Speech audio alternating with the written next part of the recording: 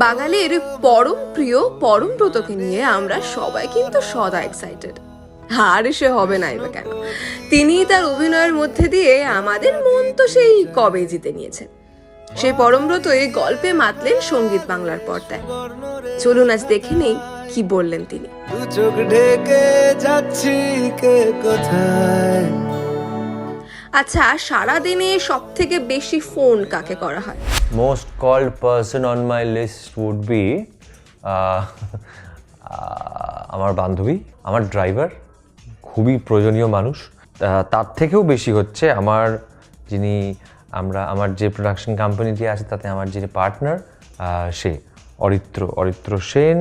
Here you go. Aritra Sen already দেখো সকাল থেকে দুবার হয়ে গেছে, এই যে দেখতে পাচ্ছ দুবার আছে অরিত্র সেন। আর এই যে আমার ড্রাইভার রত্নাকর লেখা আছে, বান্ধবীর নামটা নাইবা দেখালাম। বেশ বেশ। তার সহস্র অনুগামীদের থেকে তিনি নিশ্চয়ই পেয়েছেন অনেক মনের কথায় ভরা চিঠি। তার সব থেকে প্রিয় কোনটা তার মধ্যে? দেখো, এটার ছবি আমি দেখাতে পারবো না, কেননা অনেক সময় ফ্যানেরা ভীষণ সুন্দর চিঠি লেখেন যেগুলি অনেক বড়, সেগুলো আমি ইউজুয়ালি কপি পেস্ট করে রেখে দিই অন্য কোনো ফোল্ডারে, বা অনেক সময় ইমেলে, বা অনেক সময় কম্পিউটারে। এত বড় পুরস্কার হিসেবে তারা যেগুলো লেখেন সেগুলো আমি ভীষণ সযত্নে আদর করে রেখে দিই। ঠিক কতটা ঘুম কাতুরে তিনি? না মানে তার ফোনে কটা অ্যালার্ম সেট করা আছে একটু শুনি। এটির অ্যালার্মটা বড্ড জোরে, এটা এত জোরে বাজে তখন ফোনটা ভেঙে ফেলতে ইচ্ছে করে। এবার সেটা তো একটা কাজের কথা না, মানে হঠাৎ করে দুমদাম ভালো ফোন ভেঙে ফেলা।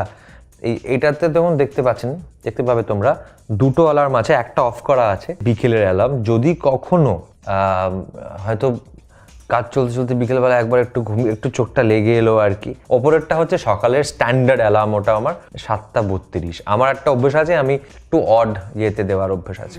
সবচেয়ে উইয়ার্ড ফ্যান মোমেন্ট কি? চার থেকে পাওয়া, তিনি ইট ওয়াজ ভেরি ওয়েল মেন্ট, মানে তিনি খুব আমার কাজের ভক্ত এবং তিনি খুব ভালো মিন করেই পাঠিয়েছিলেন। তার একটা সময় অভ্যেস ছিল যে আমি কোনোভাবে তিনি এটা পারতেন করতে, কীভাবে ঠিক জানি না, আমি যেখানে যাচ্ছি কলকাতা শহরে, সেটা উনি অন্য শহরে বসে ট্র্যাক করতেন। আমি একদিন একটা শ্যুট সেরে বেরিয়ে একটা মিটিংয়ে ঢুকছি, মেসেজ এলো আমার কাছে, good luck for the meeting. এটা এই মিটিং তো কারোর জানার কথা না।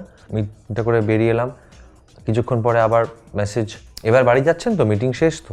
আমি কি রে বাবা, ওই ব্যাপারটা একটু গা ছমছমে ছিল, যে সারাক্ষণ মনে হচ্ছিল কেউ কি আমাকে পিছু করছে, কেউ কি পিছু নিয়েছে, আমার ফলো করছে। তার প্রেমিকার পাঠানো কোনো মেসেজে ছোট গ্লিমস কি শেয়ার করবেন আমাদের সাথে?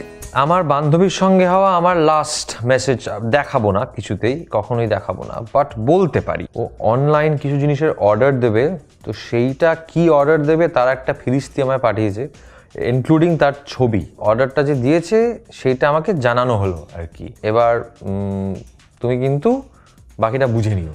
এখন অনেক রাত,